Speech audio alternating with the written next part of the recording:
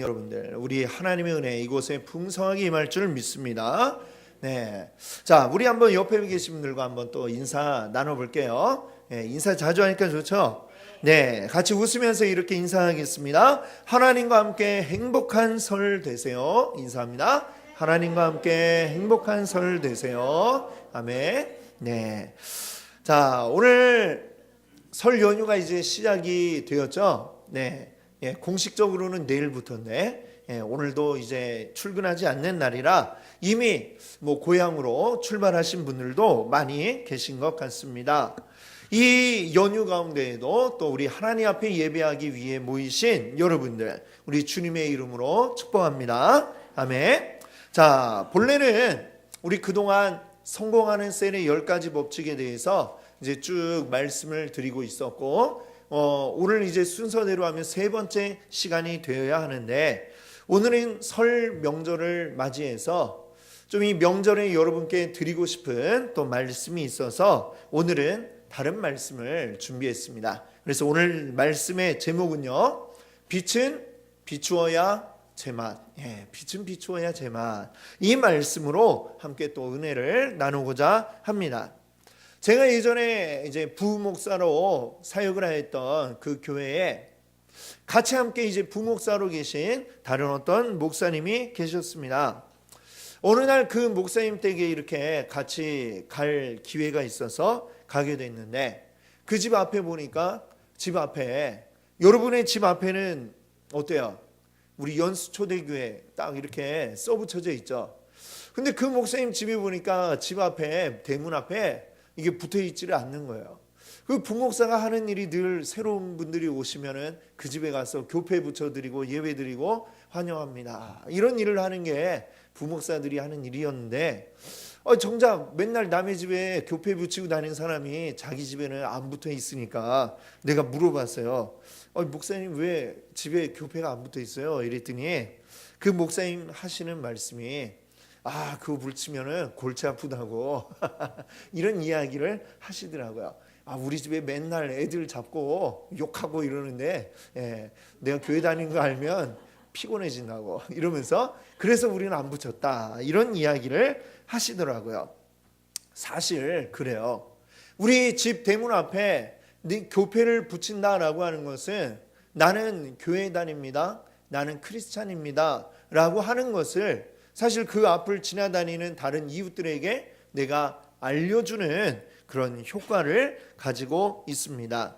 내가 크리스찬이다 라고 하는 것을 다른 사람들에게 알려줄 때에 사실 그것으로 인하여 내가 누군가에게 혜택을 본다거나 하는 일은 거의 없는 것 같아요. 그렇죠? 내가 크리스찬이에요 이거 밝히면 누가 디스카운트 해준다거나 이런 일들은 거의 없죠. 오히려 내가 크리스찬임을 누군가에게 알리게 되었을 때에 사실은 나는 여러 가지 부담감을 가지게 되는 것이 사실입니다. 다른 누군가가 나를 바라볼 때 그냥 나 개인으로 보는 게 아니라 크리스찬 누구구나 라고 이렇게 생각을 하게 되는 것이죠. 가령 제가 길을 가다가 침을 뱉었어요. 근데 누군가 그거를 딱 봤을 때에 저 이동현 씨가 길을 가다 침을 뱉었다 라고 이렇게 생각을 하는 게 아니라, 제가 교회 다닌다는 사실을 알고 그리고 내가 목사라는 사실을 알 때 저 목사가 길 가다 침을 뱉네 라고 이렇게 생각을 할 가능성이 이제 더 크겠죠. 나 개인으로 보는 게 아니라 크리스찬의 한 사람으로 또는 목사 가운데 한 사람으로 사람들은 인식을 하게 되기 때문에, 그것 때문에 여러 가지로 사실은 조심하게 되는 이런 것들이 있습니다. 물론 우리 성도들이 세상 사람들의 눈치를 보면서 우리가 살 필요는 없습니다. 세상이 크리스찬들에 대해서 가지고 있는 어떤 고정된 이미지가 있을 텐데, 그 이미지가 다 성경하고 잘 맞느냐? 또 그렇지 않을 수도 있거든요. 그냥 세상 사람들이 가지는 어떤 선입관일 수도 있습니다. 그러니까 우리가 세상의 눈치를 보면서 이렇게 해야지 저렇게 해야지 그 기준으로 삼아서는 안 될 것입니다. 그러나 우리가 무엇을 기준으로 살아가느냐. 사실은 내가 크리스찬임을 알릴 때에 나는 크리스찬들 가운데 대표로 내 이웃들에게 드러나게 되는 것이죠. 그래서 그것들이 이 사람들에게 내가 어떻게 비추어질까라고 하는 것이 여간 신경 쓰이고 골치 아픈 게 아닙니다. 그래서 그냥 나는 크리스찬이라는 사실을 숨기진 않더라도 굳이 알리지 않는, 아마 이런 분들이 많이 계시리라라는 생각이 듭니다. 좀 더 적극적으로 나아가서 절대로 누구에게도 얘기하지 않고 나는 살겠다라는 마음을 먹고 계신 분들이 있을지도 모르겠습니다. 자, 근데 오늘 말씀을 보니까 우리가 온전한 크리스찬이 되어질 때에 이것은 숨길 필요도 없고 숨기려 하여도 숨겨지지 않을 것이다 라고 말씀하고 있습니다. 14절 말씀을 우리 한번 같이 읽어볼까요? 같이 함께 읽습니다. 너희는 세상의 빛이라. 산 위에 있는 동네가 숨겨지지 못할 것이요. 아멘. 예수님이 지금 하시는 말씀이거든요. 누구에게? 제자들에게 하시는 말씀입니다. 제자들에게 말씀하시기를 너희는 뭐라고 하셨어요? 세상의 빛이다 라고 말씀을 하셨습니다. 그리고 이어서 뭐라고 하시느냐? 숨겨지지 못할 것이요 라고 하십니다. 자, 이스라엘 지형을 이렇게 보면 우리가 안 가봐서 잘 모르지만 대략 보면 오른쪽으로 동쪽으로는 요단강이 흐르고 있습니다. 그리고 서쪽으로 보게 되면 지중해가 쫙 이제 끼고 있죠. 양 사이드에 이제 물이 있어요. 근데 이 물이 흐르는 곳은 어때요? 높을까요? 낮을까요? 네, 지대가 낮아요. 그리고 가운데로 이렇게 가면 높은 지대가 이제 산악지대가 쫙 형성이 되어 있습니다. 그래서 만약에 이 이스라엘을 이렇게 탁 가운데에 쳐서 잘라보면 이런 모양으로 이렇게 되어 있다. 예, 가운데가 높고 양쪽은 낮고 이런 모양이에요. 그래서 이 도시들이 주로 어디에 생기느냐? 일단은 해안가에는 어때요? 배가 많이 다니기 때문에 지중해를 왕래하는 여러 배들을 맞이할 수 있는 항구 도시들이 해안가에 이제 쭉 들어서 있고요. 그 외에 내륙으로 가면 어디에 도시가 생겨나느냐? 바로 산 위에 도시들이 있습니다. 그래서 이스라엘의 그 중요한 도로들을 보면 이제 고속도로 같이 이 길들이 쫙 예전부터 닦여 있는데 해안을 끼고 쭉 올라가는 길이 있고 또 하나는 산 위로 쭉 이어지는 그 도로가 있습니다. 그리고 그 도로를 중심으로 해서 큰 도시들이 이제 산 위에 들어서 있는 것이죠. 우리가 잘 아는 이스라엘의 도시 예루살렘. 이 예루살렘도 보면은 지대가 높은 산 위에 있는 도시입니다. 자, 그럼 산 위에 있다는 것은 산 위에다가 옛날에는 어때요? 다 성을 쌓죠. 성으로 삥 둘러가지고 적들이 오지 못하게 성을 두르고 그 안에 집을 짓고 이렇게 살게 됩니다. 그러면 그 성을 쌓아놓은 이 도시들의 모습이 어떨까요? 저 산 밑에서 보아도 멀리서 보아도 그 산 위에 있는 그 도시들의 모습은 뚜렷하게 잘 보였던 것이죠. 그리고 큰 도시일수록 그 성의 위험이 아주 그 산 아래에 있는 것들을 짓누르는 듯한 그런 위험을 보여주는 게 바로 이스라엘에 있는 도시들의 특징이었다. 이렇게 말할 수 있습니다. 그러니까 오늘 예수님이 말씀하시는 것처럼 산 위에 있는 동네는 어때요? 감출래야 감출 수가 없는 것이죠. 아주 멀리서도 그 동네가 또렷하게 잘 보인다라고 하는 것입니다. 산 속에 깊은 계곡 가운데 있다면 모를까, 산 위에 꼭대기에 넓은 터에 크고 웅장한 성을 둘렀기 때문에 이 성들은 멀리서도 잘 보였던 것이죠. 마치 그 큰 도시들이 멀리서도 또렷하게 잘 보이는 것처럼 너희들도 숨길 수 없다. 세상의 빛이기 때문에 너희들은 숨길 수 없다라고 이렇게 이야기를 하는 것입니다. 빛은 감추기 위해서는 완전하게 차단을 하지 않으면 안 되는 것이죠. 어두운 밤에 아주 작은 불빛도 멀리에서는 굉장히 잘 보일 수밖에 없습니다. 여러분, 요즘은 민방위 훈련이 많이 간소화되었어요. 그렇죠? 그래서 대대적으로 막 사이렌이 울려가지고 이런 그 훈련들을 매달 하지는 않는 것 같아요. 자, 근데 예전에는 달마다 매달 15일이면 꼭 민방위 훈련을 했었죠. 그렇죠? 자, 그뿐만 아니라 낮에만 하는 게 아니고요. 어떤 때는 밤에도 한 번씩 이 민방위 훈련을 할 때가 있었습니다. 아마 기억하시는 분들이 많이 계실 거예요. 야간에 민방위 훈련을 하면 그때는 제일 이제 우선적으로 하는 게 뭐였나요? 그렇죠. 불을 끄는 거였습니다. 불을 끄는 거. 야간에 민방위 훈련을 하면 진짜 우리나라가 전체가 싹 다 아주 깜깜한 어둠 속에 잠기게 되었죠. 그리고 그때에는 TV를 보지도 못했어요. 왜냐하면 TV를 보면 어때요? TV에서 빛이 나오니까. 그래서 그때는 전부 다 라디오에 귀를 기울이고 언제 이 민방위 훈련이 또 끝나는가, 상황이 어떻게 되었나, 이런 것들을 우리가 들었던 기억이 있을 겁니다. 근데 옛날에 그 야간에 왜 불 끄는 그런 훈련을 했을까요? 그 이유를 아십니까?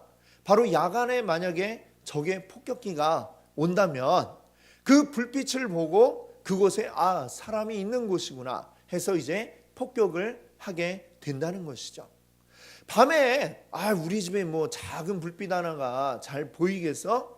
라고 생각할지 모르지만 폭격기보다 더 위에 저 우주에 있는 인공위성, 여러분 야간에 인공위성이 찍은 사진을 보셨습니까? 아마 우리나라 한반도 전체를 이제 찍은 사진을 보면 꼭 우리나라가 섬과 같이 보이는 이런 걸 혹시 여러분들 보셨는지 모르겠어요. 그 이유가 뭘까요? 우리나라엔 밤에 환하게 불이 밝혀져 있고 저 북한에는 불빛이 없어가지고 깜깜하니까 중국 대륙이 환하다가 갑자기 딱 끊어졌다가 이 남한 대한민국은 또 환하게 빛나는 그런 사진을 아마 보셨을 겁니다. 항공기 정도가 아니라 저 우주에 있는 인공위성이 사진을 찍어도 이 땅 위에 있는 불빛들이 그대로 고스란히 다 보이는, 그것을 그 인공위성 사진이 증명하고 있지 않습니까? 조그마한 빛이 있어도 그 빛은 어때요? 감출 수가 없다라고 하는 것입니다. 아예 완전히 차단을 하지 않는 한 이 빛은 감출 수가 없어요. 조그마한 틈이 있어도 빛은 새어나가고 그 빛은 드러날 수밖에 없다라고 하는 것이죠. 그러니 예수님의 말씀, 너희는 세상의 빛이라 라고 할 때에 예수님의 이 말씀이 의미하는 것은 무엇입니까? 하나님의 자녀인, 그리고 주님의 제자인 우리들은 세상 가운데 나의 존재를 숨길 수 있다 없다? 없다라고 하는 것이죠. 나의 존재는 아무리 감추려 해도 드러날 수밖에 없다라고 오늘 주님은 말씀하고 있습니다. 자, 그러면 이 빛이라고 하는 것, 우리는 이 빛을 어떻게 사용을 합니까? 무엇을 위해서 사용을 합니까? 오늘도 여기에도 많은 빛들이 있어요. 이 빛이 지금 하는 역할은 무엇이죠? 우리를 환하게 밝히기 위해서 이 빛들이 사용이 되고 있습니다. 즉 빛이 있으면 어두움은 물러나게 되어 있는 것이죠. 15절 말씀을 우리 한번 같이 읽어보겠습니다. 다 같이 읽습니다. 사람이 등불을 켜서 말 아래에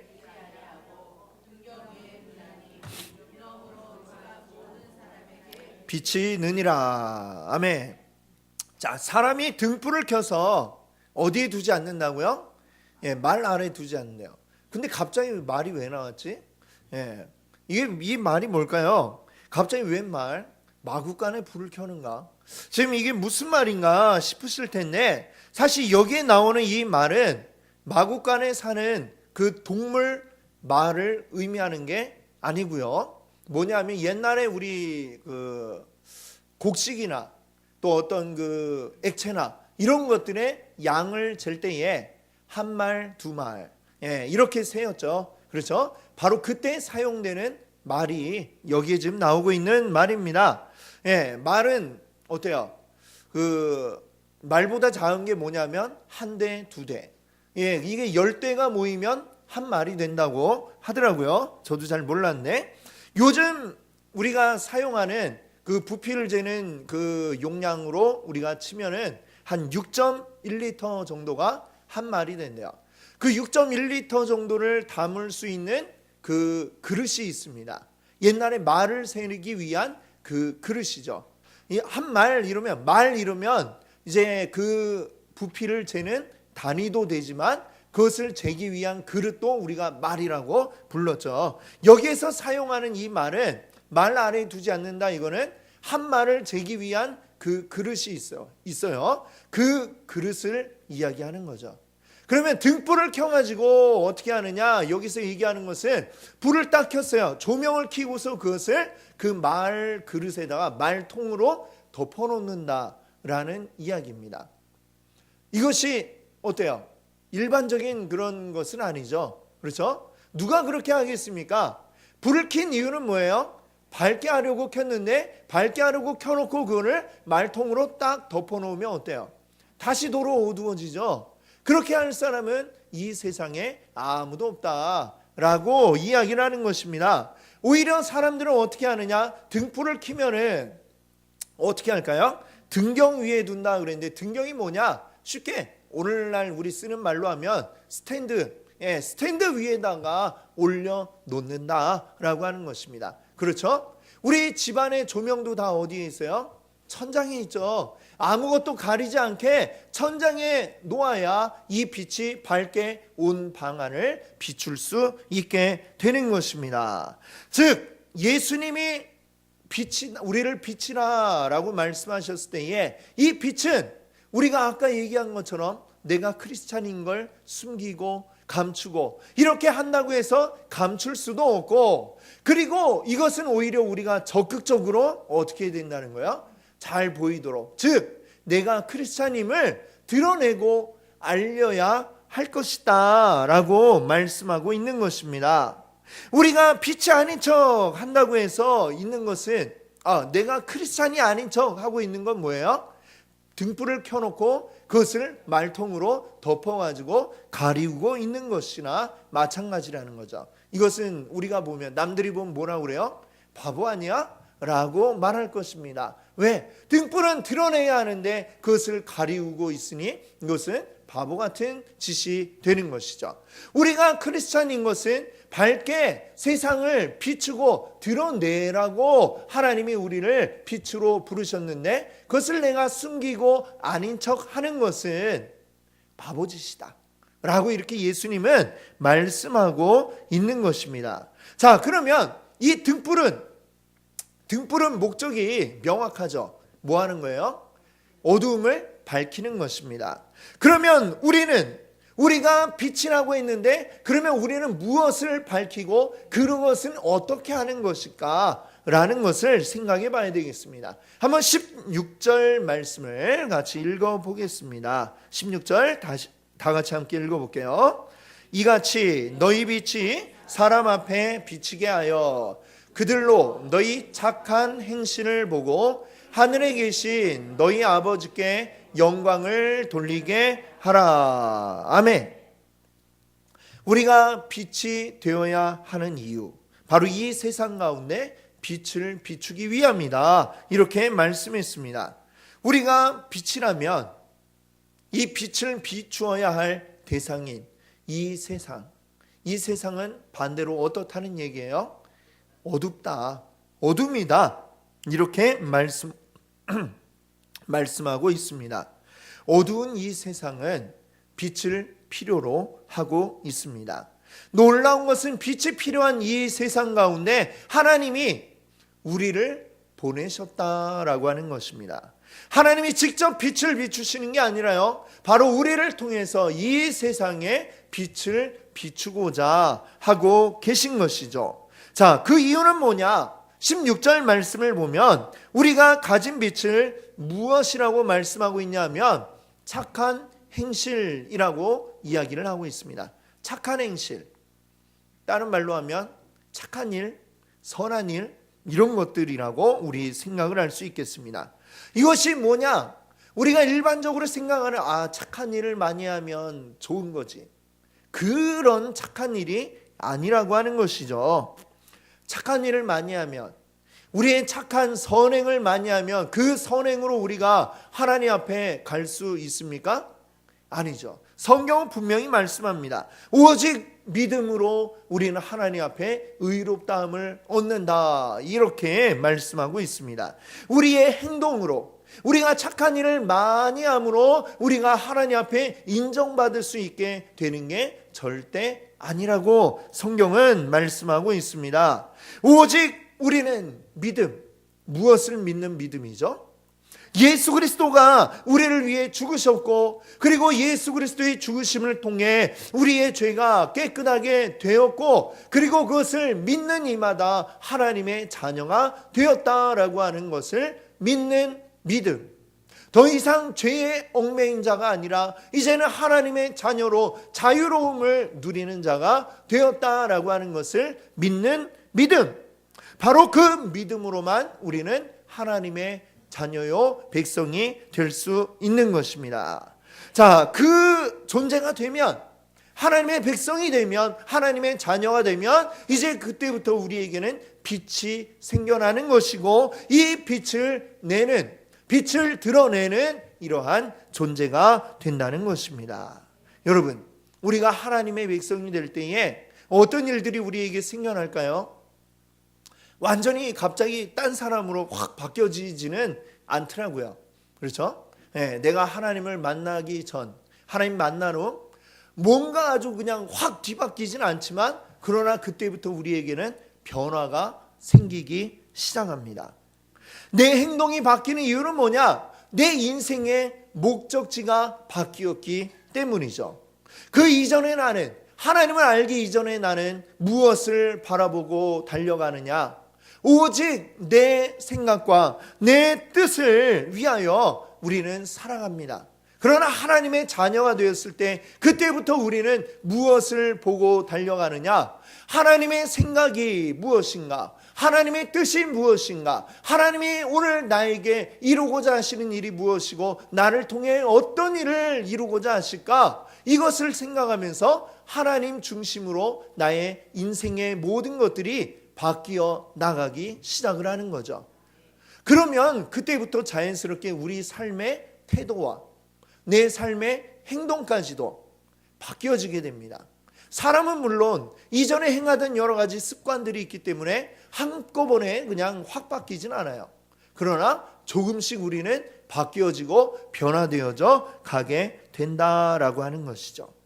그래서 우리는 이제 그리스도인이 될 때부터, 그때부터 우리는 나를 구원하신 하나님을 위해 살게 되는 것입니다. 하나님의 뜻대로 살게 되는 것이죠. 그것이 바로 무엇이냐? 그것이 여기서 이야기하고 있는 착한 일이다, 착한 행실, 그것이 선한 일이다 라고 말씀하고 있는 것입니다.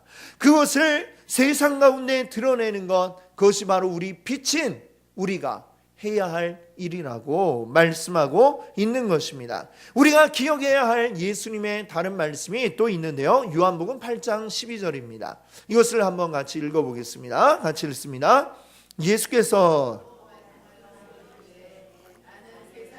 빛이니 나를 따르는 자는 어둠에 다니지 아니하고 생명의 빛을 얻으리라. 아멘. 자, 이 말씀은 뭐냐? 예수님 마태복음에서 너희는 세상의 빛이야 라고 말씀하셨는데, 오늘 이 8장, 요한복음 8장을 보니까 여기서도 예수님이 말씀하신데 나는 세상의 빛이니 라고 말씀하고 있습니다. 예수님도 빛, 우리도 빛. 그런데 차이는 있어요. 이 빛 가운데 원조가 있고 그것을 또 받아서 또 드러내는 또 존재가 있습니다. 원조는 누구일까요? 바로 예수님이다 라고 이야기할 수 있습니다. 이것을 비유해 본다면 예수님이 태양이고 우리는 달이다, 이렇게 얘기할 수 있습니다. 여러분, 이제 오늘 내일 모레면 정월이죠. 그리고 이제 보름이 지나면, 2주가 지나면 뭐예요? 정월 대보름이잖아요. 그렇죠? 예. 그러면 그때 하늘을 보면 밤에 달이 어때요? 굉장히 크고 둥글게 떠 있는 것을 봅니다. 보름달이 떴을 때 보면 어때요? 어떤 조명이 있지 않아도 아주 밝게 환하게 이 밤을 밝혀주는 것을 우리가 볼 수 있습니다. 그런데 이 달은 그 자체로 어떤 빛을 만들어내는 별이 아닙니다. 그렇죠? 달이 빛을 내는 원리는 무엇입니까? 그렇죠. 태양의 그 빛을 받아가지고 그것을 반사하는 거예요. 그래가지고 우리에게 이 밤하늘을 밝혀주고 있는 것입니다. 자, 똑같은 원리예요.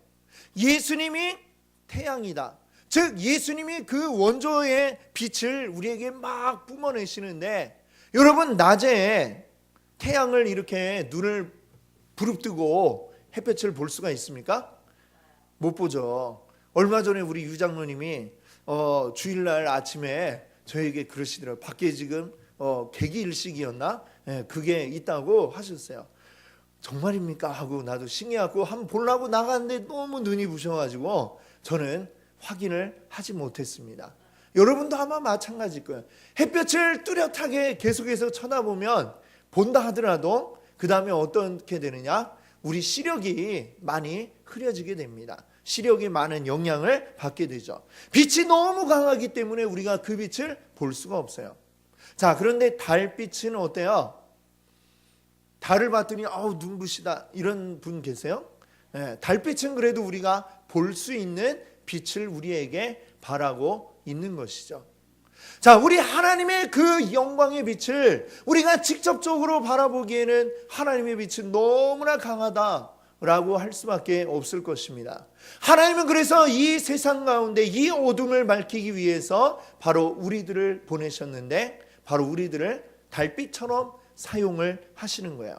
하나님의 그 빛을 우리가 받아서 하나님의 자녀인 우리들이 그 영광의 빛을 받아서 이제 이것을 어떻게 해요? 이것을 반사해서 이제는 세상 가운데에 비추어 주는 것이 바로 우리들이 해야 할 역할이다라고 할 수 있는 것입니다. 그러면 이 세상은 어때요? 우리가 비추어 주는 그 빛을 보고 저들이 비추는 그 빛, 그 너머에 더 밝은 빛이 있구나라고 하는 것을 알게 될 것입니다.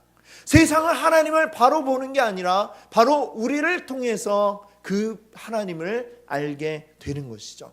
여러분들이 빛을 잘 비추시는 게 너무나 중요하다라고 이야기할 수가 있겠습니다. 오늘 이 말씀을 여러분께 드리는 이유는 이제 설 명절이기 때문이죠. 설 명절 때 우리 많은 분들을 만나지 않습니까? 명절에는 일가 친척들을 만나기도 하고 또 오랜만에 또 다른 분들을 찾아뵙고 인사를 드리기도 합니다. 지금까지는 명절에 만나는 것을 여러분들을 그냥 의례 때가 됐으니 명절이니 만나려니 하고 만나셨을 수 있습니다. 또 안 만나면 섭섭하니까 또 만나기도 하고요. 그러나 우리는 기억해야 합니다. 우리에게 왜 명절이 주어졌을까? 그것은 바로 하나님의 계획이다라는 것을 여러분 기억하시기 바랍니다. 하나님께서 우리로 하여금 빛을 많은 사람들에게 한꺼번에 쫙쫙 비추게 하시려고 많은 사람들을 모이도록 만드신 거죠. 그래서 우리에게 이 설 명절을 주셨다라는 것을 여러분들 기억하시기 바랍니다. 여러분들의 일가 친척들 가운데 또 우리가 명절에 만나는 사람들 가운데는 하나님을 아는 사람도 있지만 하나님 모르는 사람들도 분명히 있게 마련이죠. 그리고 그분들에게 여러분은 어떤 존재냐? 빛을 비추어야 하는 존재들인 것입니다. 나의 빛이 아니라 무엇을? 하나님의 빛을 받아가지고 이것을 반사하는 이 역할을 여러분들이 잘 하셔야 한다는 것이죠. 이번 명절에 여러분들이 스스로 나는 크리스찬이다라는 이 사실을 기억하시기를 바랍니다. 그것을 기억하고 다른 사람들이 나를 통해 하나님을 바라본다라는 것을 기억하시기 바랍니다. 그리고 내가 크리스찬이라는 사실을 굳이 애써 감추지 마시고 이 명절에는 드러낼 수 있는 여러분들 되시기 바랍니다. 여러분들을 통해서 다른 이들이 하나님을 바라볼 것입니다. 예수님을 바라볼 것입니다. 모든 믿는 자들은 다 어떻다라는 것을 나를 통해 판단을 하게 될 것입니다. 여러분들은 모든 이 세상에 존재하는 크리스찬들의 대표임을 여러분들 기억하시기 바랍니다. 대표로서 여러분들이 대표답게 이 명절을 보내신다면 우리 주변에 믿지 않는 분들이 그분들이 온전히 하나님을 바로 볼 수 있는 기회가 열려지게 될 줄 믿습니다. 내가 빛이 되려면 여러 가지로 불편한데, 내가 빛이 되면 여러 가지로 못할 일들이 많은데 굳이 내가 드러내야 될까? 아직도 고민하고 있는 분이 계시다면 그런 고민은 이제 접어놓으시고, 빛은 감출 수 있어요, 없어요? 감출 수 없다라고 하신 주님 말씀처럼 나의 모든 삶을 통해 바로 그리스도가 드러나게 하십시오. 그 나의 불편함을 감수한다면, 그리고 내가 그리스도인임을 드러낸다면, 그때부터 하나님이 또한 그 모든 불편을 다 덮고도 남을 만한 풍성한 은혜를 우리에게 더하여 주실 줄 믿습니다. 자, 오늘 우리가 크리스찬임을 드러내며 크리스찬다운 삶의 모습을 보여줄 때에 그것으로 한번 보고 우와 대단해하고 또 나도 하나님 믿겠어 이러는 사람은 거의 없을 거예요. 하지만 한 번, 두 번, 여러분 가랑비에 옷 젖는다 이런 말씀 아시죠? 예, 그렇습니다.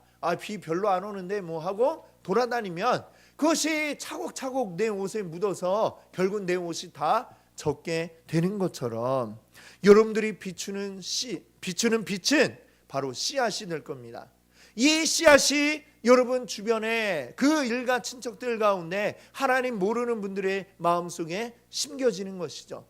여러분을 통해 씨앗이 심겨지는 겁니다.